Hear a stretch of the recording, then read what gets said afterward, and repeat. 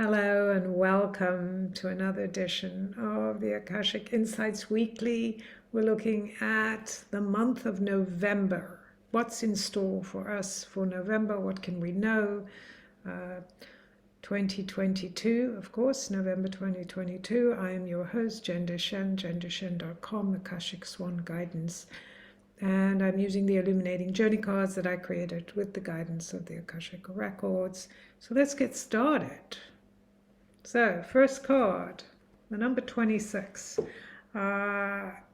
This card, Soul Portal 26, often shows up when we're going through a collective kind of rising of consciousness. So this card speaks to that November is going to be an opportunity for us to re-examine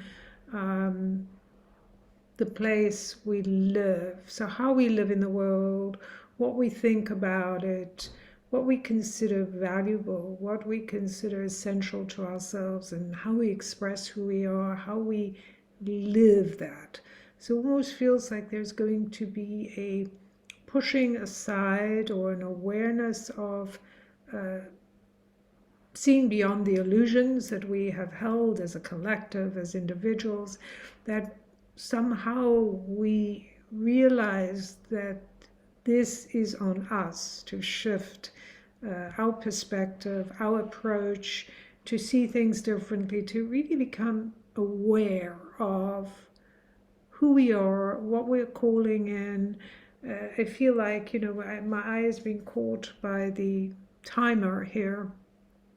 That speaks to the sands of time. This is time. This is that time where we're stepping into this realization of being responsible for how we experience life and what we put up with and what we expect to encounter and how to connect to that. And I was just thinking, November is an 11-month. And when we add 11 to the universal year of 6, we get 6 and 16, 17, is that right? 11, 1, and 6 is 7. Yes, we get the number 17. So we're entering a 17 universal month, or some people might say it's an 8 universal month. So yes, very interesting, because this is a card number 8. 26 is an 8. And so we're being called to this balance, like the understanding that one thing feeds another, that what we expect or how we show up is going to influence what's available. And rebalancing the elements, like wanting this more connected part of ourselves to be involved in our lives, is part of that infinity symbol, the part of the 8, which is the 2 zeros connecting, that remind us that as above, so below. So how we behave, what we perceive as ours to do, and what we're willing to do is going to impact what we experience. So I think that's very powerful. And then the second card is number 5. So the soul portal number 5. There's definitely a connection between the 26, the 8, and the 5. And suddenly I'm reminded of the Venus cycle, which is an 8 and 5. There's 2 different numbers that are key here, the 8 and 5, and so we have them here. The 5, this is the pink here. There's a lot of rose petals in both. This is about the expansion of love, the energy of bringing love into our being, living in the vibration, in the scent of love, and approaching that from this place, like being that which we are in the circle of love, with the pomegranate seed, the crow, the reminder of, what we're going towards, what is expanding our heart, opening up the higher heart, when we enter the maze, this is the time of being in the unknown. So we cannot predict what will happen. We cannot stay caged in. So we have to free ourselves from the idea that we can't do anything different, and be willing to take the journey, this new adventure, to fill ourselves up with the energy of love and to truly take this journey.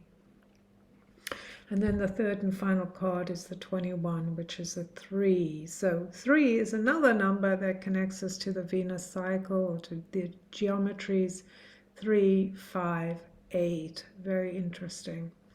In this card, we're moving from the pinks to the blues, and we do have some blue in the beginning, but there's a deeper blue, the blue of our voices, of speaking our truth, of being willing to take risks. So it's like being in hiding. There's a part of us that's been in hiding, that maybe has been emerging and being in a cave and going, okay, here I am, this is me.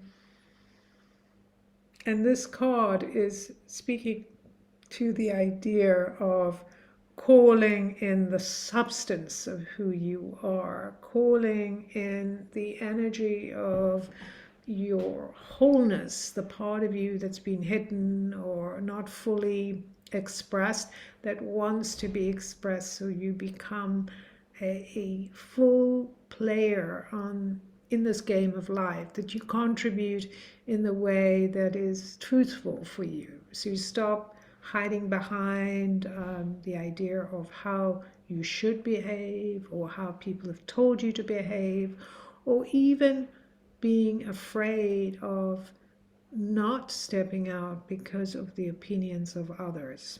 So what they might say, what they might do, and really pushing towards what is freeing you, liberating your spirit, liberating your gifts, your ability, your awareness, your curiosity, stepping out into the world. And the Pegasus calling us to step into that vibration of the heart, to really connect to the heart on every level. I think this reading speaks so much to the energy of the heart, and what is important is this awareness that we are creatures that are activated through love, through our feeling and how we express that out in the world. And so let's do this.